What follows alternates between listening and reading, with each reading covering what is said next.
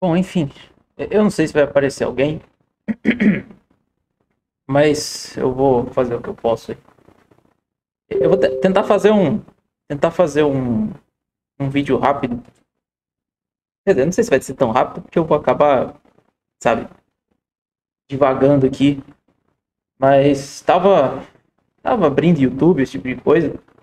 Hoje, eu me deparei com um vídeo do. Não sei se foi hoje ou foi ontem. Não, foi hoje. Vídeo do canal Bitcoinheiros, né? Eu não assisto muitas vezes, mas eu vejo que eles têm bastante conteúdo informativo, né? Principalmente sobre Bitcoin, o nome já diz. E, e, e não sei, saiu esse vídeo que eu achei, pelo menos o título me chamou a atenção, que seria a diferença entre Proof of Work e Proof of Stake. Eu já tinha uma certa expectativa de que o vídeo seria mais ou menos nessa linha, considerando que é um canal que muito focado em Bitcoin, numa suposta superioridade de Bitcoin, pelo menos pelo que eu percebo, de canal e de perfil de Twitter. E só que me incomoda o fato desse tipo de vídeo, porque é um canal que supostamente seria informativo, né? Ele deveria fornecer informações para as pessoas, para que elas pudessem tomar uma decisão própria. E é um pouco chato quando você vê um vídeo que, no fim das contas, nem é de autoria deles, né? Eles só fizeram a tradução, mas um vídeo que já traz a conclusão pronta, né? Ele já apresenta para você as duas opções com um juízo de valor ali, com a conclusão pronta sobre o que seria bom e o que seria ruim. E, e falha em perceber os defeitos da solução escolhida, né? Então, basicamente, um vídeo sobre os dois algoritmos de consenso que você tem mais em voga aí para a blockchain, que seria a prova de trabalho e a prova de participação, como eles traduzem, né, o Proof of Stake. E, sei lá, vamos olhar aí, tentar pontuar algumas coisas e tentar responder até alguns comentários que apareceram no bate-boca que eu tive na sessão de comentários do YouTube dele, né? Bom, vamos lá. Você não Eu entende espero que vocês Proof estejam of ouvindo Work? aí. Você não entende o Acho que tá Bitcoin. certo. Sistemas descentralizados, por definição, não têm uma única fonte de verdade. A inovação de Satoshi foi construir um sistema que permite que todos os participantes se concentrem na mesma verdade de maneira independente. Prova de trabalho, Proof of Work, é o que permite que isso aconteça. O objetivo da prova de trabalho é criar uma história irrefutável. No caso do Bitcoin, é o seu histórico de transações. Se duas histórias competem, a cadeia de blocos com mais trabalho é a verdadeira. Esse acordo descentralizado é o que chamamos de consenso Nakamoto. E por que? Bom, já vou parar aqui um pouco. Não sei se estou me perdendo em terminologia, porque, sim, eu não sou a pessoa mais qualificada do mundo para falar sobre isso, mas eu tenho alguma noção. E me parece que está sendo feita uma confusão aqui entre a prova de trabalho e a função dos full nodes, né? Digamos assim, o consenso entre os vários full nodes da rede. Originalmente, até onde eu sei, a prova de trabalho ele é um mecanismo de prevenção de spam, né? Por exemplo, era para e-mail, para você evitar que se fossem enviados e-mails várias vezes, você teria que realizar uma determinada computação, que isso tomaria um certo tempo, né? Você não poderia spamar tanto assim, porque isso você não conseguiria imediatamente mandar novos e-mails, né? No caso de redes como a Bitcoin, é esse tempo de processamento que evita que você consiga processar mais de um bloco a cada 10 minutos, né? Então é uma maneira de você controlar ataques de spam à rede. E a cada 10 minutos só que, em média, você conseguiria resolver o problema criptográfico, como é que fala? Adivinhar o número, né? Que tem que ser adivinhado, número aleatório. E cuja dificuldade pode ser modificada, né? E a partir do momento, e quem consegue adivinhar esse número tem o direito de inserir um bloco na cadeia. E daí o que vai acontecer é que, por exemplo, na verdade, o que vai garantir garantir a integridade dessa cadeia seria o que é armazenado nos full nodes. E se houver alguma inconsistência, né, você teria ali uma maioria, né? Por exemplo, na verdade não uma maioria, mas teria a cadeia mais longa, seria a cadeia verdadeira. Então, na verdade, você tem dois papéis ali, né? Você tem a parte do algoritmo da prova de trabalho e os full nodes em si, né? Os registros da blockchain inteira que seriam para fazer teriam essa redundância, que serviriam para fazer a validação da cadeia. Poder garantir, né, a consistência dessa cadeia.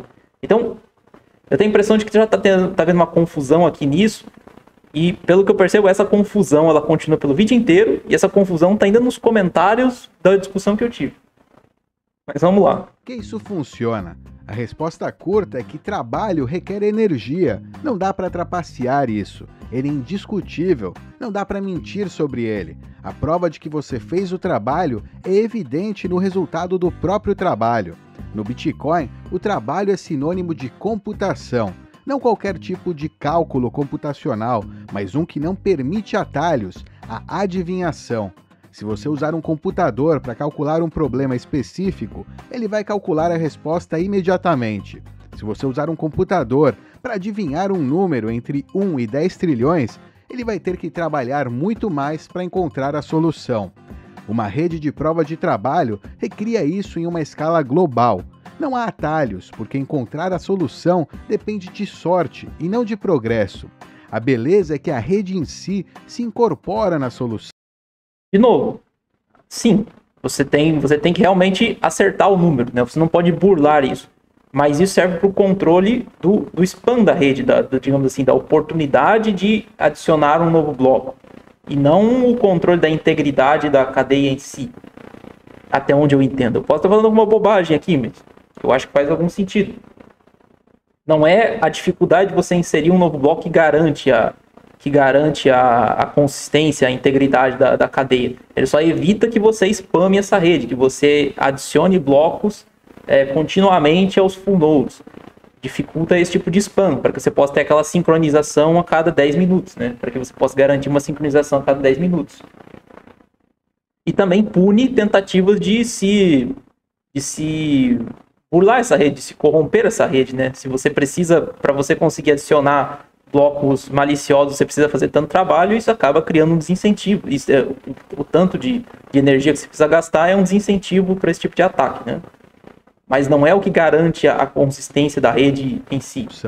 Os dados são o suficiente. Não é necessário uma fonte de verdade externa. A natureza probabilística da área... Eu realmente não entendo o que ele quer dizer com isso. Sim, talvez consiga entender, mas o que ele quer dizer que não é necessário uma fonte de verdade externa? Sabe, parece uma coisa meio contraditória desse vídeo que ele fala, ao mesmo tempo que ele fala que não é necessário uma fonte de verdade externa, mas para frente ele vai dizer que é a prova de trabalho que faz com que a rede possa estar atrelada à realidade. Talvez esteja confundindo alguma coisa, mas eu realmente não sei, não aparece, não tem muita, não fica claro o que quer dizer com isso, entendeu? Claro, não tem alguém de fora determinando, a rede não está puxando o seu estado, não está recebendo o seu estado final de algum Oracle ou alguma coisa assim, de algum outro servidor, alguma coisa assim. Mas isso não é próprio desse tipo de algoritmo. Não tem nada na prova de trabalho que diga que definitivamente faça com que seja essa única, com que essa seja a única forma de você fazer esse tipo de coisa. A adivinhação permite que a rede concorde que a solução requereu trabalho. Outros mecanismos, como o Proof of Stake, não têm essa propriedade. Você nunca pode ter certeza de que os dados que está vendo são verdadeiros. Nesse tipo de rede, enfim, participantes com maior participação são os que governam. Não existe um custo adicional para criar uma verdade alternativa. Claro que existe um custo. É o custo stake. Aqui a coisa já começa estranha, porque parece que ele quer dizer que custo só poderia ser energia. Tá, a energia realmente ela tem um custo atrelado. Mas para você modificar a rede numa prova de trabalho, não sei se vocês estão cientes de como ela funciona, você precisa também investir num stake. Você precisa ter uma determinada quantia de tokens daquela rede, alguma coisa assim, investido nessa rede para que você possa participar da escolha do novo estado da cadeia de blocos. Então, existe um custo. Você pode falar, podem existir casos em que isso não é verdade? Sim, por exemplo, se você tiver acontece muitas vezes, você tem uma criptomoeda que ela é pré-minerada. Então, todos os tokens já começam minerados e você fala, os criadores vão ficar com 10% das tokens e daí o resto vai ser distribuído. Isso aí levanta certas suspeitas, né? Se não for um processo muito transparente. Porque dependendo de quantos tokens eles têm já de início, sim, você criou tokens do nada e você tem uma força muito grande dentro dessa rede já de início, né? Para escolher os novos blocos, para determinar o curso dessa rede, o progresso dessa rede. Só que isso não é inerente da prova de participação. É um caso específico. E, sabe, parece que eles simplesmente lançam isso, que não existe um custo para você atacar a rede e que a única forma de você garantir que existe um custo é você precisar gastar energia. Isso é repetido ao longo do vídeo e seria muito bom. Eu não sei nem se fica claro para vocês, porque eu gostaria que o vídeo explicasse de fato como a prova de participação, a Proof of Stake funciona, só que ele não faz isso. Ele já parte para esse tipo de juízo de valor, esse tipo de comparação, atribuindo essa propriedade negativa, que não existe um custo, sem explicar realmente como funciona. A computação é a única ponte entre o mundo... é o único modo, é a única ponte. O mundo da informação e o mundo real. A transferência de informação requer computação. Computação requer energia. Sim, a transferência de informação requer computação. Mas existe computação na prova de participação. É a computação necessária para que você realmente transmita os dados. Na prova de trabalho, a computação usada na prova de trabalho não é usada no processamento da transação. Não é uma computação, não é uma comunicação, não é o processamento da transação. É simplesmente a adivinhação do número, para que você evite o ataque de spam. Você vai ter processamento e computação em qualquer rede. A prova de participação não é uma tentativa de evitar isso.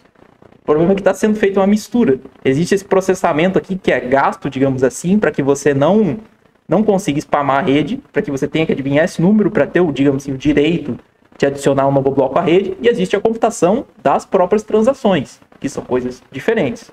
Mas essa distinção não é feita. Energia, e energia é a ponte entre o mundo real e o mundo digital. Remova essa ponte com o mundo real e você vive na terra da fantasia. Isso é só retórica, né? E para que você precisa de uma conexão com o mundo real se é uma rede que ela não precisa de verdade externa, né? Você não pode dizer o que aconteceu. Você precisa confiar em terceiros para dizer. Por essa lógica, na prova de trabalho também, porque os mineradores são terceiros. Tem duas pessoas fazendo uma transação entre elas e você tem um terceiro que vai processar essa transação. Assim, parece que a prova de... Esse que é o problema. Esse vídeo não explica o que é a prova de participação. Ele simplesmente faz esse julgamento sem te dar os dados para que você possa averiguar se o que ele está falando é verdade. Não é uma consulta a um servidor centralizado, alguma coisa assim, que te diz se a transação está válida ou não. Ela é um mecanismo similar à prova de trabalho, só que em vez de você digamos assim, gastar poder computacional para escolher, eventualmente você conseguir adivinhar o número e ter o direito de adicionar um bloco, esse direito de adicionar um bloco é determinado pela sua... não é determinado, mas ele é concedido para você de acordo com o seu staking naquela rede. Quanto mais participação você tem na rede, quanto maior o seu stake, maior a sua chance de poder adicionar esse novo bloco. E nem é necessariamente tão simples. Você pode ter mecanismos para evitar que um validador seja repetido, para que a distribuição ali seja um pouco mais igual. Mas a questão é que é simplesmente o direito, a forma como é escolhido quem vai adicionar um novo bloco na rede. Não é uma fonte externa de informação, ou pelo menos não é mais do que você tem na prova de trabalho. dizerem o que aconteceu. Você não tem como verificar sozinho, você precisa confiar neles. Isso não faz sentido nenhum. De que maneira a prova de participação ela exige de maior, ela é trustful, ela é menos trustless do que prova de trabalho?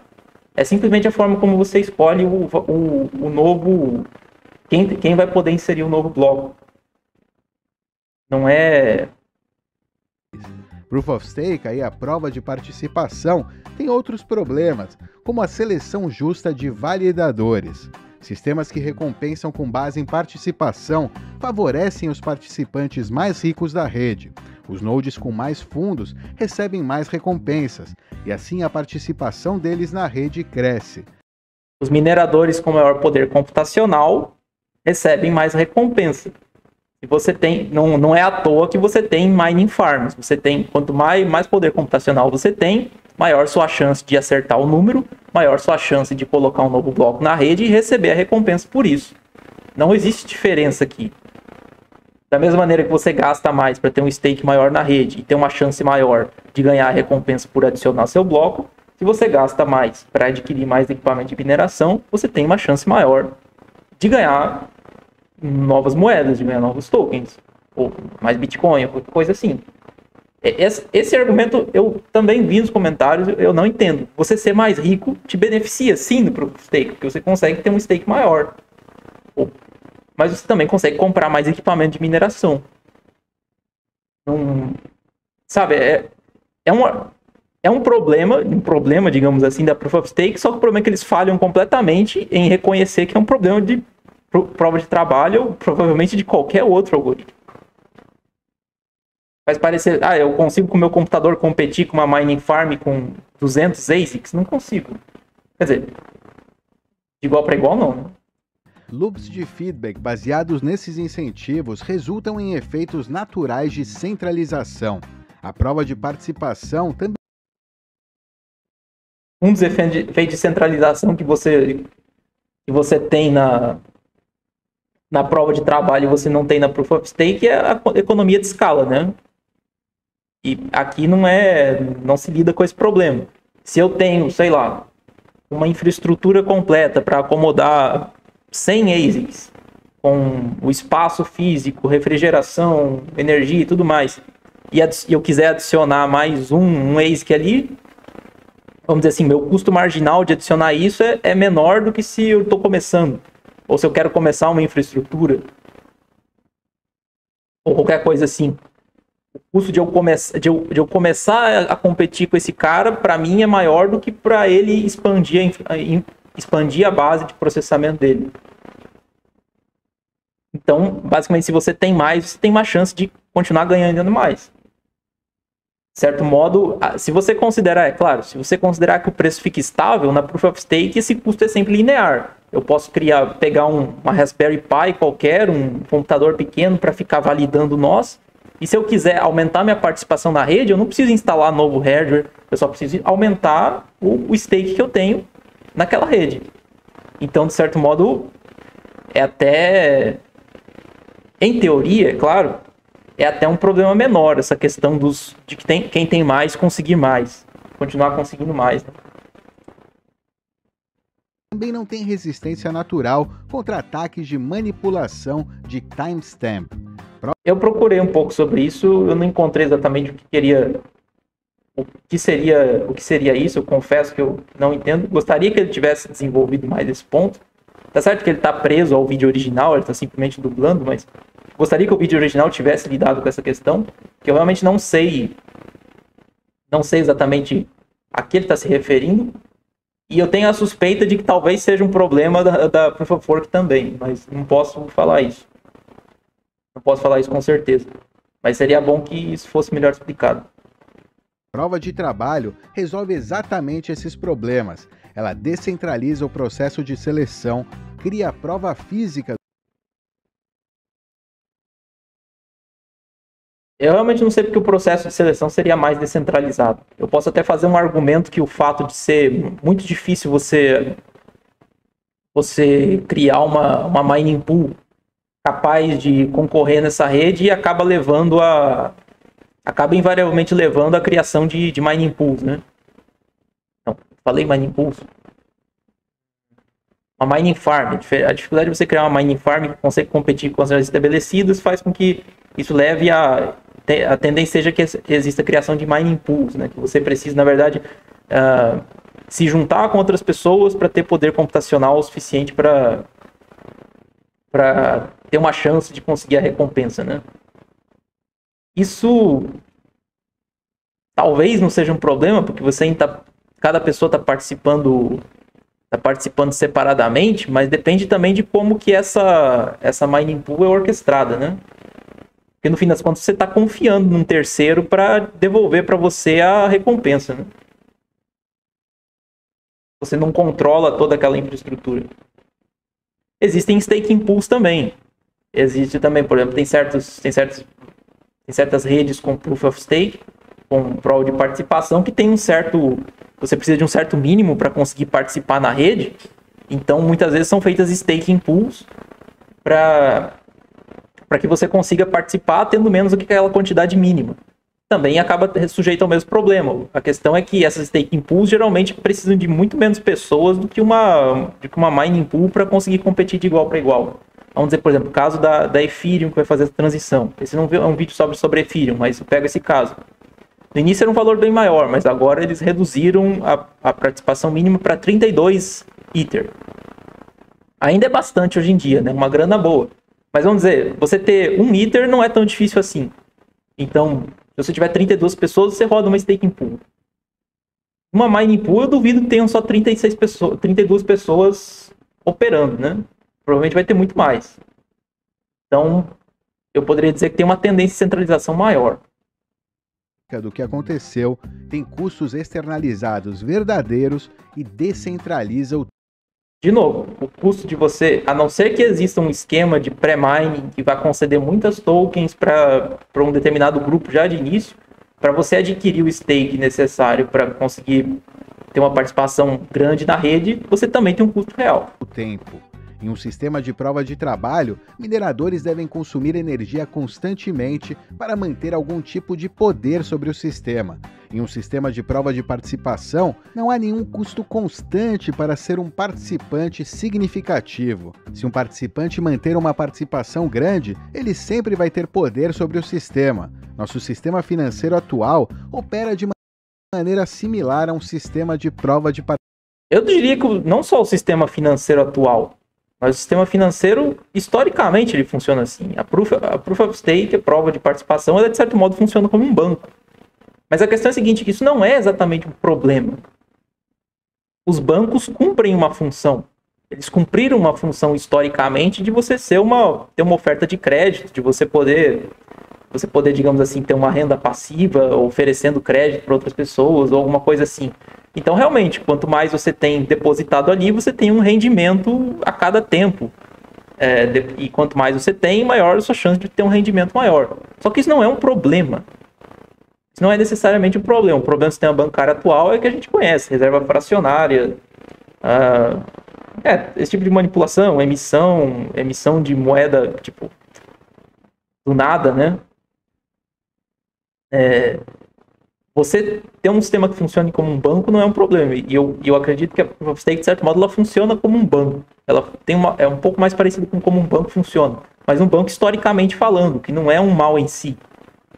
Ele tem uma funcionalidade. Não existe... Talvez seja interessante a ideia de que você tem que ter um custo constante para manter aquilo. Só que não sei se o vídeo não faz um argumento muito bom para dizer por que isso seria necessário, né? Por que você tem que punir continuamente a pessoa que está, digamos assim, botando o dinheiro dela na rede, né? Está, digamos assim, tendo o stake dela, né? Eu não sei se participação é uma boa tradução, mas está colocando dela na reta, deixando parte dos fundos dela como uma forma de garantir a integridade da rede. Participação. As pessoas com mais participação ou influência em nossa sociedade são as que governam. Se prova... Isso é uma analogia meio besta, velho. Não sei se as pessoas que governam só têm mais Você pode dizer, de certo modo, que elas têm mais participação porque elas têm mais poder, né? Elas têm mais influência. Mas se você está igualando participação com poder necessariamente, não sei exatamente a que esse argumento leva se você levar as últimas consequências, né? Você tem que ser irrelevante para não ser um tirano, para não ser um poderoso. Existe autoridade natural, existe autoridade real. Eu realmente não sei, parece só uma analogia com uma forma de vilanizar. Mais participação é que nem um governo. Ué, mais poder de mineração é mais participação também, parece um governo. Por essa lógica. A prova de trabalho é uma atividade dispendiosa ou não é um assunto controverso, mas a resposta para o debate fica clara depois de entender o... Fica clara segundo nada, né? Fonte Arial Black.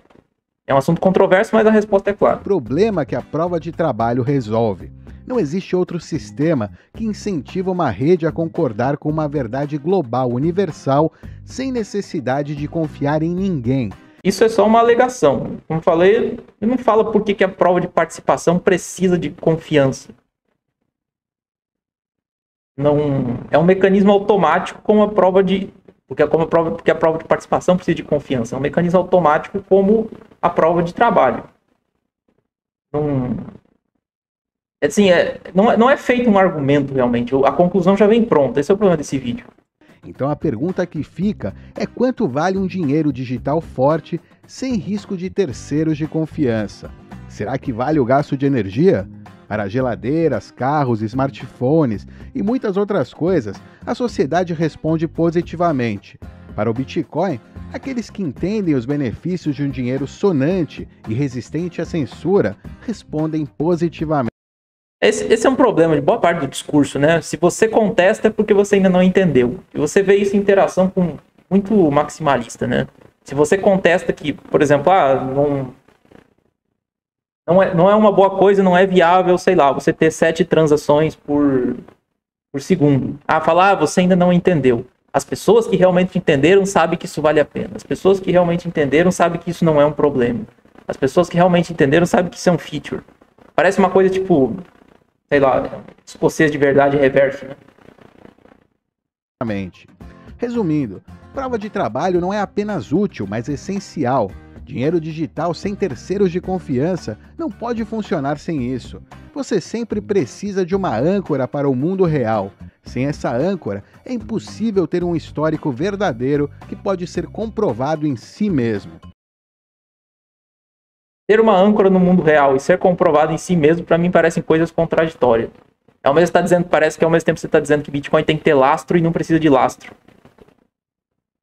Energia é a nossa única âncora. A prova de trabalho confia nas leis da física para determinar o que aconteceu. A prova de participação confia em humanos para determinar o que aconteceu. Cara, simplesmente não. Não sei se por que a prova de trabalho confia em energia. Ela simplesmente é um processo de adivinhação. Se eu conseguir criar um computador que consome menos energia para fazer o mesmo processamento, eu tenho uma vantagem. Eu vou precisar de menos energia. Não existe uma garantia que todo mundo vai ter que gastar a mesma energia.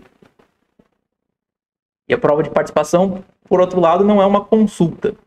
Ela não é simplesmente para perguntar para um ente externo qual que é o estado da rede. A única coisa que muda é o mecanismo pelo qual o próximo bloco vai ser escolhido. Na verdade, o próximo bloco vai ser escolhido, não. O insersor do novo bloco vai ser escolhido. Este vídeo foi criado pelo YangFi e é baseado em um fio do Twitter do Dergige, que foi traduzido e dublado por mim, BitDove. Veja os links na descrição. Eu tenho a impressão que o cara que fez o vídeo provavelmente é um maximalista que nem o... Como é que é o nome do cara lá? Esqueci, o do chapéu de cowboy lá. Que fez um outro vídeo também sobre DEPS que é muito ruim. Enfim. Onde nós estávamos? Tá.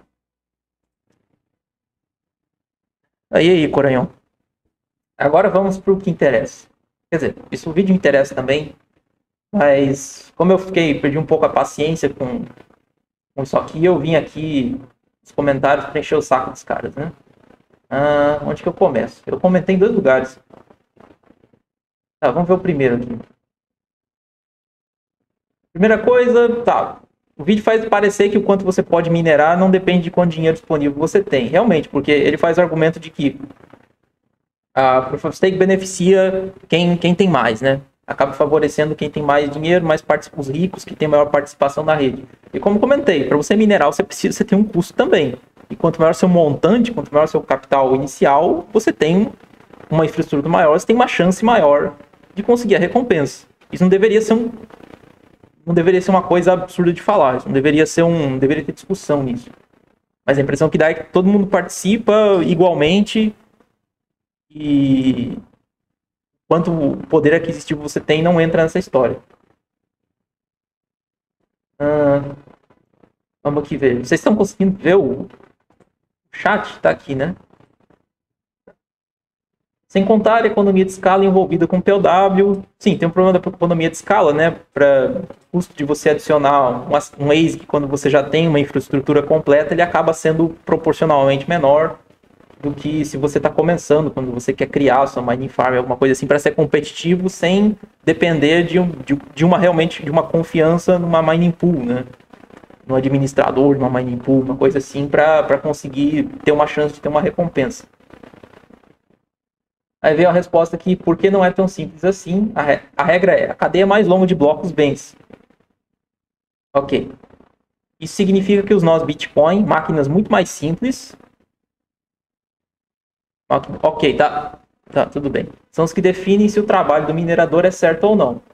Tá, até esse ponto aqui, é aquilo que eu falei, de fazer aquela confusão entre o que é a mineração e o que é que sistema que garante a consistência da rede, que garante a integridade da rede. Você tem mineradores que têm processamento, precisam ter processamento alto, e você tem full nodes que são armazenamento, o armazenamento do ledger. E é, digamos assim, essa redundância, né, que vai ser utilizada para garantir que a cadeia não foi corrompida e garantir se o minerador ele pode receber aquela recompensa, né, se ele realmente adicionou um bloco certo, se ele não está tentando fraudar a rede. Só que a questão é a seguinte, os full nodes continuam existindo. Os full nodes continuam existindo numa rede Proof of Stake. Eu não sei, é por causa de fazer essa mistura de Proof of Work e Full Nodes, que eles falam, não, Proof of Work é tudo isso aqui. Então se você tira isso aqui, você tirou os Full Nodes. Você agora só tem validadores que só vão te dar são uma fonte externa de verdade. E não é verdade. O Full Node continua existindo. Aqui, se você gastar uma quantidade massiva de dinheiro para atacar a rede, como comprando vários ASICs, né? Simplesmente nós mudaremos. Nós quem? Simplesmente nós mudaremos, só você está se considerando como parte disso, simplesmente nós mudaremos o algoritmo e você terá gasto dinheiro à toa. Eu não estou querendo ridicularizar a pessoa, mas eu não sei exatamente o que seria mudar o algoritmo, porque o algoritmo do Bitcoin não muda. Existem algumas redes baseadas em prova de trabalho, que até como forma de serem resistentes ao uso de ASICs, né, poder democratizar um pouco mais a participação na rede, eles têm vários algoritmos diferentes que vão chaveando. Se eu não me engano, a Monero funciona assim. Então, como fica difícil você criar um ASIC que consegue processar todos esses algoritmos, as pessoas acabam tendo que recorrer a um nível atrás que seria a GPU, né? Que é uma coisa mais acessível, mais gente consegue comprar e utilizar. Por exemplo, tem um computador, deixa a GPU ociosa trabalhando, e daí você acaba tendo uma distribuição melhor. Então você tem vários algoritmos diferentes. Se eu não me engano, a Litecoin também, o algoritmo dela, que é o Scrypt, ele é um pouco mais resistente a ASICs, se bem que existem ASICs para Litecoin também, mas inicialmente acho que era essa a proposta. Então, por exemplo, existem redes baseadas em Proof of Work que tentam ter um algoritmo, ou chavear o algoritmo para evitar o que acontece com o que acontece com os usos dos ASICs, né? Que por serem menos acessíveis, eles acabam sendo um elemento de centralização. Mas não tem mudança do algoritmo na Bitcoin. É sempre o mesmo. É o SHA... Agora eu me perdi. 256? Não sei. Mas não é o caso aqui. Eu não sei se é disso que ele está falando, mas é o que eu entendi. Aqui, o consenso da rede Bitcoin é o melhor em termos de segurança contra atacantes realmente poderosos. Isso aqui é simplesmente uma conclusão dele, baseada em coisas que ele disse que servem para outras redes também. E é claro, eu posso dizer que a Bitcoin é bastante segura pelo simples fato de que tem muita gente participando nela. Então, sim, se você tem mais gente participando, a dificuldade de você fraudar a rede é maior. Principalmente nessa rede, uma rede baseada em prova de trabalho. Mas não é algo inerente da rede Bitcoin, é circunstancial porque você tem mais gente utilizando, tem mais gente trabalhando ali. Outra resposta, Shopcast, não é o custo linear stake, é definido por acesso a crédito fácil. Tá. Governos que podem imprimir quantidades infinitas de dinheiro, se quiserem, destroem todo incentivo de rede Proof of Stake. Você precisa de algo real, físico e que seja difícil de produzir para dificultar esse ataque. Tá, o acesso a crédito fácil, ele da mesma maneira. Da mesma maneira você pode, sim, eles podem emitir muita grana para tentar aumentar o stake deles numa rede baseada em Proof of Stake e tentar atacar a rede. Eles podem gastar muita grana também para comprar ASICs e aumentar a participação deles na rede. Eles podem regular a venda dos ASICs, o governo pode regular a venda dos ASICs, o governo pode, como é que eu posso dizer? Pode fisicamente interferir na sua operação. Por exemplo, encontrar uma mining farm e fechar, como foi feito na China. E, sabe, fica parecendo que, por favor, por alguma razão, é imune às ações do governo. Eles podem manipular, eles podem afetar isso de alguma forma também. Eu poderia até fazer o argumento de com Proof of Stake, por você não precisar de muito hardware, a facilidade que você tem de migrar de um lugar para outro é maior. Para rodar seu validador. E o acesso a crédito que serviria para você comprar mais tokens, ele também serve para você comprar mais ASICs ou regular, ou digamos assim, pagar por custos de energia, e também poderia estar afetado pelo fornecimento de energia, que às vezes está na mão do governo de alguma maneira. Mas pode dizer, mas eu posso usar energia limpa, né? Eu posso botar meus painéis solares, meu gerador, energia nuclear. Sim, você pode fazer isso com validador também, e até mais fácil, né? Para você rodar uma Raspberry Pi, acredito que você vai ter que produzir por conta própria bem menos energia do que para rodar uma mining farm, né? Quer dizer, você precisa de algo real, físico, que seja difícil de produzir para dificultar esse tipo de ataque. Essa é simplesmente uma alegação. O ônus da prova é seu, né? Que você precisa de algo físico. Não sei... Eu não sei de onde vem isso. Eu gostaria de alguém justificar isso para mim. A minha resposta é basicamente isso. Sim, POS tem problemas. Do mesmo jeito que POW tem. E muitas das críticas feitas ao POS, quando na hora que são feitas que também poderiam ser feitas ao POW, mas nessa hora ninguém quer saber. E aqui vem outra coisa. Eu falo da questão dos full nodes, né? Que os full nodes existem em redes Proof of Stake também, em outras redes Proof of Work que não são a Bitcoin, e parece que aqui ele faz uma equalização das duas coisas, que não é verdade. Eu falei que ele realmente está explicando isso, e o Bitcoin respondeu. Ninguém roda nodes de arquivo de moedas com muito bloat. A tendência é que sigam alguns poucos nodes históricos, e a tendência é que os maiores donos de stake sejam que rodam esses poucos nodes. Primeiro que está se fugindo do assunto, né? O que eu estou falando, o que eu estou criticando aqui, o que eu estou contestando o que ele falou, é que full nodes são uma coisa só da rede Bitcoin, ou pelo menos só das redes Proof of Work, que não é verdade. São coisas diferentes. Full nodes e mineradores. E... o que aqui? Basicamente isso. Estou falando isso e contestando que isso seja uma coisa... que essas sejam propriedades só da Bitcoin ou só do Proof of Work. E aqui ele está me respondendo como uma questão estatística, por exemplo. Existem os full nodes, então de certo modo ele está confirmando o que eu disse, só que ninguém roda eles. O que é um problema diferente. É uma coisa circunstancial. Sim, podem ter redes pequenas, que tem muito poucos full nodes, e por causa disso elas estão muito suscetíveis a esse tipo de manipulação, dependendo de quem está rodando eles, né? E aí ele faz um comentário aqui sobre isso acontecer em redes com muito bloat. Bloat seria alguma coisa desnecessária, né? Que nem você fala, por exemplo, de bloatware, né? Uma gordura. Seriam, sei lá, softwares muito pesados que tem muito código rodando lá que não serve para nada e alguma coisa de legado e só torna a coisa pesada, só torna um software mal, só uma coisa que tem que ficar sendo arrastada com aquele software, né? Uma coisa que não é usada mais, um legado, um código espaguete, uma coisa assim, ou sem muita funcionalidade. Eu chuto que o que ele quer dizer com bloat aqui seriam dados desnecessários, né? Quando você fala, por exemplo, dos full nodes talvez um que tem uma cadeia muito grande, você pode falar, o ledger do Bitcoin hoje tem, eu não sei quanto tem, vamos dizer, tem 300 gigabytes, 400 gigabytes, alguma coisa assim. E aí você vai dizer, vou pegar o caso da Ethereum, né? Fala-se, Ethereum ela tem o ledger completo dela tem não sei quantos tera, é um negócio gigantesco. E daí você pode pensar, olha só como ela é ineficiente, né? Olha só quanto bloat ela carrega, né? Olha só quantos dados necessários ela carrega. E ninguém vai rodar isso, só gente que tem muito armazenamento, que tem muito dinheiro vai rodar isso, e por causa disso eles vão controlar a rede. Eu acredito que seja esse o argumento. A questão é a seguinte, bloat, ela não é tamanho, não é tamanho por si só, é um tamanho desnecessário. Aí eu fui tentar pesquisar isso aí para ver se isso é realmente bloat. Se vocês forem nesse site aqui, BitInfoCharts, eu recomendo ele que tem muita informação aqui. Por exemplo, você pode pegar uma tabela de... O que é isso aqui?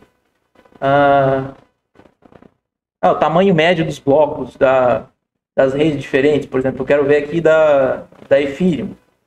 Tamanho médio dos blocos, como ele foi crescendo ao longo do tempo. Hoje em dia ele está em 73 KB. Eu quero comparar com o bloco do Bitcoin. O bloco do Bitcoin, ele pode ser até 1 mega, né? Mas, por exemplo, em média, hoje em dia, ou pelo menos recentemente, ele estava perto dos 900 KB. Agora baixou um pouco. O bloco é maior, porque você às vezes tem menos transações por segundo, né? Então você empacota elas em mais transações em muito bloco, enfim. Mas aqui você tem essas informações, né? Aí eu peguei a tabela aqui das duas redes, né? Vou fazer uma comparação de Ethereum, que vai fazer a migração para Proof of Stake e Bitcoin, né? Fazendo uma conta rápida aqui. O que temos aqui? O tamanho médio do bloco, né? 73 e poucos KB. Onde que está aquela informação que eu queria? Tá, beleza. Aqui, média de blocos por hora, nas últimas 24 horas, 272 blocos por hora, o tamanho do bloco 73 KB, e a média de transações por hora é 50,583. Vamos tentar fazer uma conta aqui, espero que eu não me perca. Será que existe calculador online? Aqui, vocês conseguem ver? Aqui. Então, digamos que eu queira saber quantos bytes eu tenho por transação. Então, se eu quero saber quantos bytes eu tenho por transação, eu preciso saber a quantidade inteira de bytes no período e a quantidade de transações no período. Se eu quero saber a quantidade total de bytes no período, quero saber o quê? Por exemplo, a quantidade de blocos por hora, 272, e o tamanho de cada bloco. Então, vai ser... vamos ver aqui... 272 vezes... Vai dar certo? Colar? Tem que escrever. Tá, aqui usa ponto, vírgula, ponto, né? 73.362.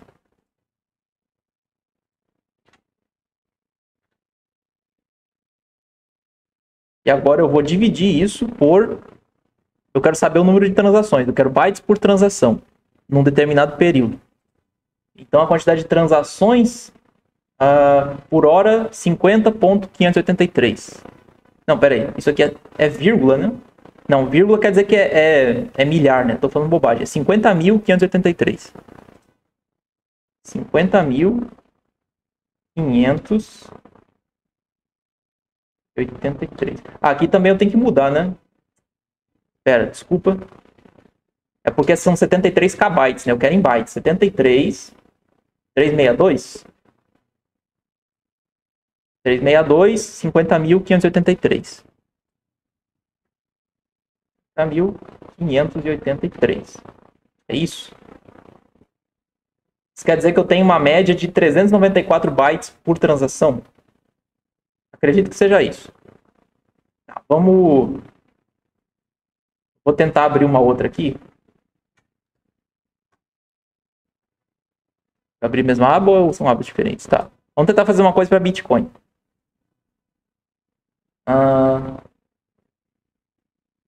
Será que é isso mesmo? Tá. Mesma coisa. Média de blocos por hora na última hora. 7 blocos. E o tamanho do bloco é 598 em kbytes. Né? Então vou simplesmente multiplicar por 1000. 7 vezes 598,875. 7 vezes 598,875 dividido pelo número de... que eu fiz? Eu troquei de aba só. Dividido pelo número de transações em média por hora. 9.959. É isso mesmo? 420. 394, 420. Então, basicamente, eu preciso de, em média aqui, durante esse período, é claro que isso varia pra caramba, mas vamos dizer, são 420 bytes por transação na rede da Bitcoin e são 394 bytes por transação na rede da Ethereum. Isso na rede da Ethereum, numa rede que não processa apenas transações monetárias, processa smart contracts, seriam mais dados, esse tipo de coisa. Então, por exemplo, se eu preciso até de... na rede da Ethereum, eu preciso de menos bytes por transação. Então, a pergunta é a seguinte, onde está o bloat aqui? Se isso aqui é uma rede com muito bloat, se é uma coisa com muitos dados necessários, se é da maneira que eu estou entendendo o que ele quer dizer, então a rede da Bitcoin é mais ainda. Só que eu acredito que a rede Bitcoin não seja. Porque ele tá, até por causa do SegWit e tudo mais, você teve uma redução até no tamanho de cada transação, né? Tem uma otimização ali. Então, se a rede do Bitcoin não é bloatware, não adiciona tanto bloat ali, por que uma rede baseada como essa acrescentaria? Eu entendo a razão pela qual o ledger da Ethereum cresce tanto é simplesmente o fato que são muito mais transações sendo processadas. Que nem vocês veem aqui. O número de transações por hora vai aqui em 50.583 no Ethereum e 9.959. Então é óbvio que seu ledger vai crescer mais rápido. Só que a questão é a seguinte, você tem que ter um compromisso ali de alguma maneira. Por essa definição do que seria um bloat, da maneira que eu estou entendendo, eu consigo fazer uma rede que tem nenhum bloat. Seria basicamente uma rede que faz 0 transações por segundo, né? 0 transações por minuto. Aí beleza, você tem uma rede sem bloat. O seu ledger nunca vai crescer, todo mundo vai poder rodar um full node, porque é perfeitamente possível você armazenar 0 bytes. Então funciona. Só que é uma coisa que você tem que pesar, entendeu? Beleza, você vai ter menos bloat, entre aspas, do que uma outra rede, mas você vai processar 7 blocos por hora. Entendeu? Você vai processar menos transações por hora. Eu não sei exatamente se é isso que ele quer dizer, mas eu já vi comentários nesse sentido. Por exemplo, olha só como a Ethereum é centralizado. Olha o tamanho do full node que eles rodam. Ninguém vai rodar isso aqui. Até fui procurar alguns dados. Vamos tentar procurar aqui, ó. É distribuição dos nós Bitcoin no mundo. Supostamente aqui, eu não sei se... Eu realmente só procurei. Não sei se o site é confiável. Não sei se quiserem me passar alguma coisa melhor. Beleza. Eu posso ver outras fontes. Mas aqui, supostamente, eu tenho 11.558 nós Bitcoin rodando. Se eu não me engano, eu acredito que sejam full nodes, né? Ou seja, não tem algum pruning, alguma coisa assim. Então, tá, 11.558. Se eu vou ver, por exemplo, aqui, nessa página Ethernodes, né? Acredito que esse aqui sejam os full nodes que estão rodando. Eu tenho total 5.608. Você pode dizer, é menos, né? É menos, mas não é tão pouco assim. É o quê? São um pouco menos que a metade? Numa rede que tem um market cap de o quê? De um terço, entre 1/3 e 2/3 acho que é 1/3, né, do market cap do Bitcoin. Então, assim, é viável. Por mais que o full node seja grande, A não ser que você queira me dizer que isso aqui é manipulação e tudo mais, mas aí, sei lá, você vai ter que me provar isso aqui.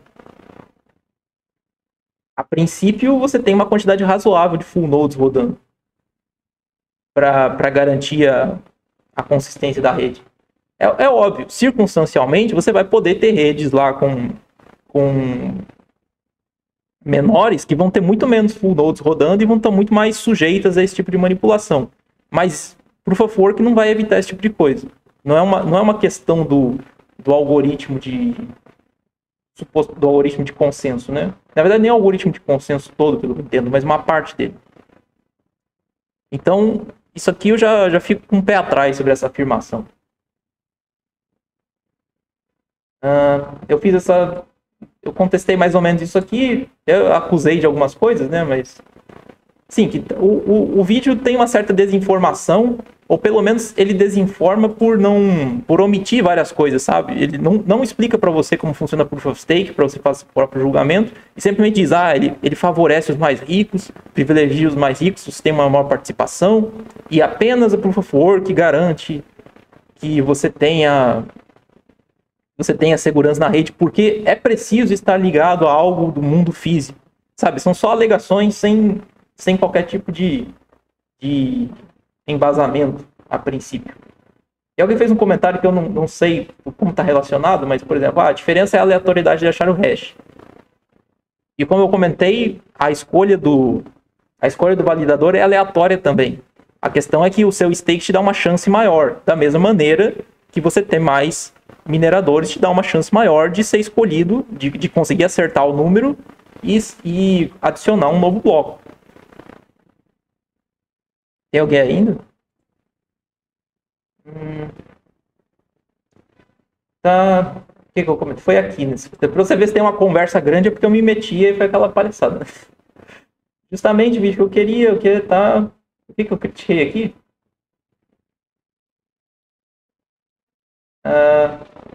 Melhor procurar um vídeo com explicações e não propaganda como esse. E para mim esse vídeo é propagandístico. Isso não é propaganda, são os incentivos da rede. Infelizmente você preferiu não estudar. Estudar o quê, né? Parece...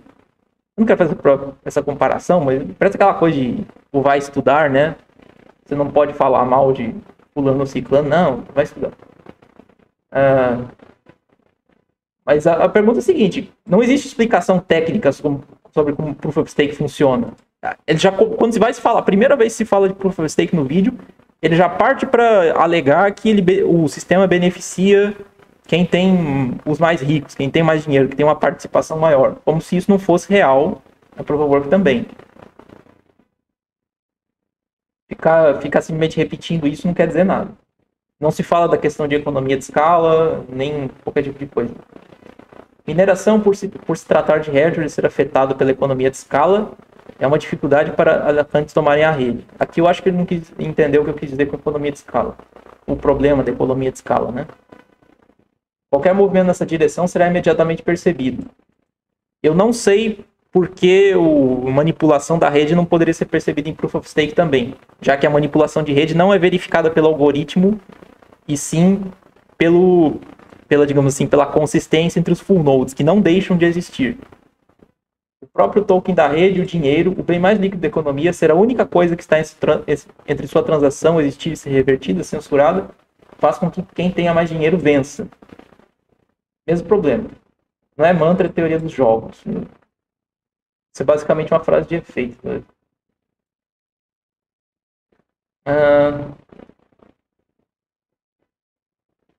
E esse aqui é um outro problema da Proof of Stake que o pessoal não comenta. Um problema não, uma característica, né, que o pessoal não comenta. Beleza, digamos que eu quero atacar a rede. O Proof of Stake. Eu vou lá, gasto rios de dinheiro para poder ter um stake grande o suficiente, mais de 51% do stake, para conseguir manipular a rede, para conseguir decidir, para conseguir, digamos assim, processar mais blocos do que o resto e daí acabar escolhendo qual que vai ser a cadeia mais longa. Só que a questão é a seguinte, se for muito verificado, e eu entendo que isso pode ser tão bem verificado quanto na Proof of Work, que está havendo muito fork na rede, que está havendo muita inconsistência, isso já acende um sinal amarelo, né? Se esse tipo de coisa for divulgada, da mesma maneira que ela tem que ser divulgada numa rede Proof of Work, a tendência é que essa moeda desvalorize, né? Pelo menos como eu entendo. Então o que aconteceu? Você gastou uma fortuna para tentar atacar uma rede bastante valiosa, só que você comprometeu ela a ponto das pessoas perderem confiança nela e tirarem, e digamos assim, venderem o que eles têm. Aí a cotação da sua... do token dessa rede cai, e basicamente você perdeu boa parte daquele dinheiro que você investiu para atacar a rede, né? Sei lá, você comprou o token a $2 o token, e daí caiu para 5 centavos. Você se lascou, entendeu? Eu posso dizer que esse problema existe na Proof of Work também, se você estiver usando ASICs muito específicos, né? Por exemplo, ninguém mais... Você está atacando uma rede que só ela tem aquele algoritmo. Então você tem um monte de ASICs que processam só aquele algoritmo. Aí beleza, digamos que você comprou um monte de ASICs ali, vai ter poder de processamento, conseguiu atacar a rede, só que a confiança nela caiu, tipo, ela desvalorizou pra caramba, e daí aquele monte de ASIC que você tem não serve mais pra nada. Sim, isso é um problema. Isso é um desincentivo também. Eu posso até dizer que maior do que no caso da Proof of Stake. Não acho que isso é discutível. Acho que até que poderia até ser maior. O problema é o seguinte, eu não sei até que ponto esses ASICs não poderiam cumprir uma outra função, por exemplo. Eu até imagino que seria interessante para quem está tentando fazer esse ataque fazer justamente isso, né? Para que depois ele possa pegar todo esse poder de processamento e tentar atacar outra rede. No caso de Proof of Stake, você vai perder na transação. Se você tentar se livrar daquelas tokens para comprar outras, de qualquer maneira você vai fazer uma transação em que você vai perder bastante, se ocorrer essa desvalorização. Então, tem um risco muito grande aí. Sem falar que, por exemplo, se você valida com o seu stake uma transação que é reconhecida como errada, como pertence à cadeia, vamos dizer assim, a cadeia inválida, né, a cadeia menor, você é penalizado perdendo boa parte desse stake, né? Então você pode automaticamente perder boa parte do valor que você investiu. Da mesma maneira que você vai correr o risco de ter desperdiçado dinheiro com energia à toa.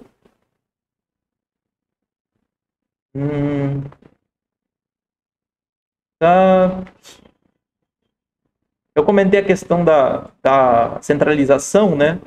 Com as mining pools. Que se você pegar, por exemplo, as maiores mining pools, se você somar elas já dão mais de 50% da mineração completa. E aquele comenta isso aqui que realmente eu fico um pouco... realmente fico um pouco na dúvida nesse ponto. Pool não significa um minerador sozinho com todo aquele hash rate. Sim, não é. Isso seria uma mining farm de uma única pessoa. Pools são mineradores em qualquer parte do globo doando poder computacional de suas máquinas. Eu já participei de um pool da internet e essa é a infraestrutura. Beleza, mas se você não controla todo o poder computacional, a minha dúvida é a seguinte, essa é uma dúvida sincera. Como é, digamos, todos eles compartilham naquele mining pool para ter uma chance maior de minerar, e daí, por exemplo, se eles conseguem, a recompensa é dividida entre todos. Mas essa divisão da recompensa, ela não depende de ela não é trustful, digamos assim, ela não depende de confiança no administrador daquela mining pool. Não é um outro algoritmo rodando por cima, que vai poder, digamos assim, condensar esse poder computacional todo e daí fazer a distribuição dessa recompensa. Que eu acredito que mining pools não sejam um feature da própria blockchain, é uma coisa feita por cima disso, né? Então eu fico um pouco na dúvida de como é que isso funciona. E isso poderia ser um ponto de falha, digamos assim, né? Você poderia fraudar a mining pool para talvez distribuir as recompensas de maneira desigual. É uma dúvida real, eu não encontrei informação sobre isso. Eu acho que é um ponto de centralização, sim. Pode não ser uma centralização completa, mas tem um elemento de centralização aí. Não é a única variável, energia elétrica barata também influencia a distância dos produtores de chip. Bom, aqui ele está fazendo um argumento contra a Proof of Work, aparentemente, né? Porque tem lugares onde vai ter energia mais barata e vai estar mais perto de fabricantes de chip. Então, é geograficamente desigual a participação. O que é um problema, né? Aí, aqui, esse comentário aqui, para mim, ele já se perdeu completamente, né? Uma entidade como o governo pode gastar rios de dinheiro para atacar sua moedinha querida. Primeira coisa, gastar rios de dinheiro pode gastar com qualquer coisa, né? Inclusive hardware. Para atacar minha moedinha querida, que na cabeça dele existe, né? Provavelmente eu só tô criticando isso aqui, não porque eu acho o vídeo parcial e em certos momentos até desonesto, e sim porque eu tenho na minha cabeça que eu tenho uma moedinha querida, um projeto que eu investi todas as minhas economias nele, e por alguma razão eu tô vindo aqui criticar a Bitcoin para espalhar FUD e fazer com que eles invistam na minha moedinha que eu nunca citei. Aí já começa o problema, né? E ele não tá nem aí. Sim, ele não tá nem aí para fechar a sua mining farm também. Aí começa aquele fearmongering, né? Estamos falando do inimigo número 1, que distorce as leis econômicas a seu favor. Ok. E daí? Não é sobre isso que eu tô falando. É contra isso que o Bitcoin foi feito. E sim, e outras criptos também. Goste você ou não. Isso é só um aviso. Olha o nível de condescendência, né? Isso é só um aviso porque não te contaram toda a história. É você que só fica repetindo mantra aí sobre Bitcoin que sabe toda a história. Que não quer pesquisar sobre outras coisas, sabe toda a história. Omitir os fatos para você tomar decisões erradas. Que nem esse vídeo faz, né? Esse vídeo faz justamente isso. Ele omite explicações sobre a Proof of Stake e pesa e pesar vantagens e desvantagens para que você possa tomar as decisões certas. Enfim. O governo tem todo incentivo para atacar a sua rede e ele é irracional. Eu argumentaria que o governo é muito racional, né? O governo é a maior invenção da razão humana. A forma como ele domina você é extremamente racional. Você colocar só dinheiro como barreira está facilitando.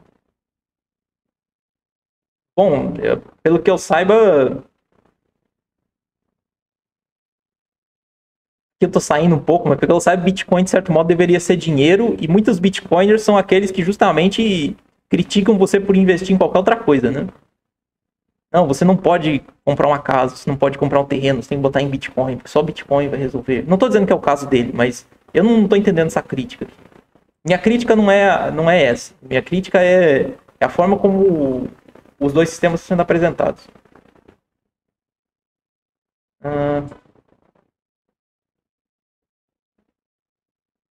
Aí vem aqui a resposta do Bitcoinheiros. Beneficiar os ricos? Cara, não viaja. O vídeo fala sobre segurança e confiança. O Bitcoinheiros provavelmente não assistiu o próprio vídeo. Que no primeiro momento em que ele fala sobre Proof of Stake, ele já vem com essa conclusão de que é um sistema para beneficiar quem tem mais. Não tem nenhuma... Não é feita uma explicação de como ele funciona para chegar nessa conclusão ou para dizer que seria menos seguro. Ele simplesmente alega isso e pronto. Então, esse que é o problema. Eu gostaria que as pessoas entendessem o que eu estou comentando. Enfim.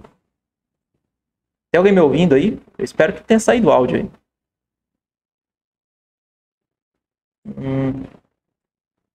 Bom, enfim, já que não tem ninguém aí para comentar, o Coranhão tava aí. Obrigado por seguir aí.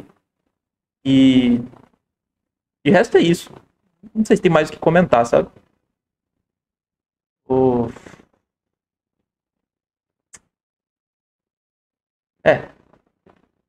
Qualquer coisa, depois os caras vão me xingar nos comentários lá.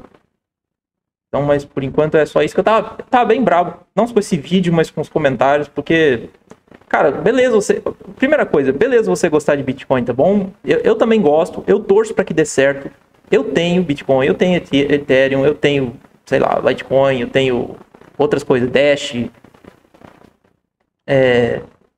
E sim, eu quero que todas deem certo, porque eu botei meu dinheiro aí. Eu quero que dê certo. Mas também eu não quero ficar me cegando pra achar que com esses papos de maximalismo louco aí, entendeu? Ou que, na verdade, não é louco. É muito racional, é muito... Parece ser muito bem pensado o que está sendo feito aqui, a maneira como uma coisa está sendo vendida. Eu só quero que as pessoas tenham informação certa para escolher direito.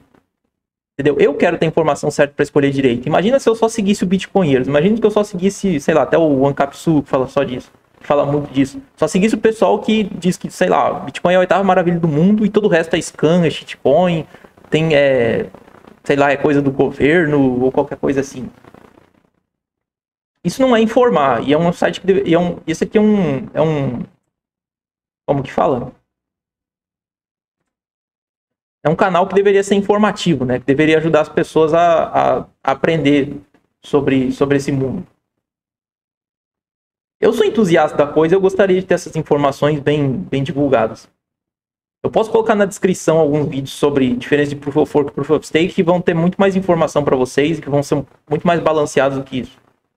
Depois, se vocês quiserem ver. E para quem dominar inglês, né? Porque são 2 vídeos em inglês, desculpa. A questão é a seguinte, eu quero que as duas coisas funcionem, eu não estou torcendo contra Bitcoin, eu quero que dê certo, eu quero que Proof of Work funcione, então, vamos dizer assim, de maneira um pouco mais eficiente. Porque por mais que exista aquele terrorismo, né? Está gastando muita energia, o aquecimento global é culpa do Bitcoin. Sim, isso é bobagem. Eu entendo que tem muita gente utilizando energia renovável para isso, ou utilizando, sei lá, uma energia que poderia ser desperdiçada para mineração. Isso é legal. Só que não dá para negar que não é um algoritmo eficiente. Eu estou falando de eficiência de algoritmo. Estou falando de aquecimento global. É muita computação sendo feita simplesmente para bloquear spam. E, por exemplo, se você tem muita gente minerando, vamos dizer assim, apenas o custo computacional daquele que acertou o número e conseguiu inserir o bloco, no fim das contas foi um custo computacional útil, né? Porque todo mundo basicamente tentou acertar, mas não conseguiu e ficou gastando todo aquele tempo processando. Então, sim, não é eficiente. Goste você ou não é uma coisa eficiente computacionalmente falando. E tentar, como é que fala? Dispensar essa afirmação, simplesmente alegando que é a única forma possível. Você pode achar que não é eficiente, mas é eficiente porque é a única forma possível, porque sim. Simplesmente alegando isso. Não é suficiente para mim, eu gosto de explicações. Você tem que explicar para mim por que é a única forma possível, por que um sistema baseado em stake não vai funcionar, em vez de simplesmente dizer, os ricos, blá blá blá. Então, beleza, quanto mais existirem formas quanto mais formas novas existirem de tornar a coisa mais eficiente, mais acessível, para você depender menos de hardware específico, hardware caro, esse tipo de coisa, e talvez até desonerar um pouco certos mercados, como por exemplo das GPUs, né? Uma das razões pelas quais as GPUs ficaram muito caras ultimamente é justamente isso. Tem muita gente comprando GPU para minerar. Então, às vezes, o cara quer montar o PC dele para rodar um jogo, toma na rabiola, né? Porque não tá muito caro. Então, desoneraria isso. Imagina um monte de GPU usada, assim, sendo vendida. O pessoal poderia usar para outros fins. Não é um poder, você pode dizer, não é um poder computacional que vai causar o aquecimento global, mas é um poder computacional que poderia ser utilizado para coisas mais funcionais. Porque esse processamento não é um processamento utilizado nas transações, ele é só um processamento para adivinhar números. E a questão é essa, cara. Não torço contra, mas gostaria de ver as coisas melhorando. Não vou ficar me fingindo que está tudo perfeito, que todos os problemas estão resolvidos, que por alguma razão todo mundo vai rodar um nó da Lightning. É até um problema, né? Por exemplo, no caso da Nano, né? Eu tenho um pouco de Nano também, só para deixar claro conflitos de interesse e tudo mais. Que a Nano não tem o fee de transação, né? Aí fala, não existe incentivo para você rodar um nó da Nano. Então ninguém vai rodar isso aí. Tá, mas por que eu tenho que acreditar que todo mundo vai rodar um nó da Lightning, então? Até onde eu sei, você simplesmente deixar um nó da Lightning rodando não te dá recompensa nenhuma. O argumento seria que ele é muito mais leve que uma mineração, então por causa disso não teria problema deixar rodando, não seria um custo tão grande. Só que é a mesma coisa para Nano. Ela é simplesmente um nó para fazer uma prova de participação delegada, né? Delegate Proof of Stake. Que é mais ou menos acho que é mais ou menos como funciona a EOS e a Dash também, né? Enfim. E também é aquela coisa, eu não tô aqui dizendo que Proof of Stake é uma maravilha. Tem seus problemas, tem problemas iguais a Proof of Work, tem seus problemas particulares, não tem alguns problemas da Proof of Work. E tem até aquela questão da barreira de entrada, né? Por exemplo, que é artificial. Ethereum são 32 Ether. A Dash, que usa um DPoS mais ou menos, tem os masternodes lá, acho que é 1000 Dash para você rodar um masternode. Então, acaba criando uns estímulos artificiais para você ter uma certa centralização também, aparentemente, né? Staking pools, esse tipo de coisa. Eu não sei o quanto que é necessário você ter essa barreira ou não. Pode ter uma razão para você evitar que muita gente entre ali na rede. E eu não estou qualificado para dizer o quanto que seria necessário isso aí. Mas não é perfeito, só que é uma coisa circunstancial. É a decisão do projeto. Não é inerente do algoritmo. É isso que eu estou falando. E... não sei, é isso aí. Gostaria de ver todos esses projetos dando relativamente certo. E falando até uma coisa específica de Ethereum, espero que não me acusem de estar chilando nem nada, mas uma coisa que dá para você falar que é interessante é que a adoção da Proof of Stake que eles estão tentando realizar, não sei o quanto vai dar certo, não sei quanto bem pensado foi. Acredito que tenha sido bem pensado, são anos de desenvolvimento, e para quem fica falando que o Vitalik controla a Ethereum inteira, ele decide tudo. Se ele decidisse tudo, não existia Ethereum Classic, né? Porque foi um hard fork de gente que não concordou, não é verdade? Mas acho que tem pelo menos umas 5 equipes diferentes de desenvolvimento tentando trabalhar em um mecanismo em soluções de escalabilidade, né? Então, quando você vai falar do sharding, a adoção da Proof of Stake é uma das etapas para ele conseguir fazer o sharding. Seria uma maneira de você dividir a rede em várias cadeias diferentes. E até seria uma forma de evitar o problema de você ter um node muito grande, né? Acho que, digamos, eu entendo que você poderia... eu vou guardar o node só dessa cadeia aqui. Eu vou guardar só o dessa aqui. Eu vou guardar só o dessa aqui. Eu vou guardar só o da cadeia principal. Então, você dividiria esse full node em 64 partes. É claro, vai continuar crescendo bastante, mas pelo menos diminui um pouco. Se você quiser usar pruning, alguma coisa assim, que é uma solução que existe para Bitcoin também, poderia ser utilizado, entendeu? A quantidade de dados vai crescer. Não tem como você evitar isso. O que muda é a velocidade. E se você quiser limitar a velocidade só limitando o número de transações, beleza, mas você vai ficar com uma rede lenta. E não venha me dizer que isso é uma coisa legal, ou que eu não entendi o propósito. Não vem com esse papo de, não, é ouro digital. Não serve, nunca foi para ser dinheiro. Aí você vai lá no white paper lá, Electronic Peer-to-Peer Cash System, né? Enfim, já falei pra caramba. É isso que eu queria falar. E me digam se eu cometi alguma injustiça aqui, ou se eu expliquei mal alguma coisa. Eu falei, eu não sou super especialista no assunto, mas eu tenho um detector de bullshit um pouco apurado. E isso aqui em boa parte. Até a próxima.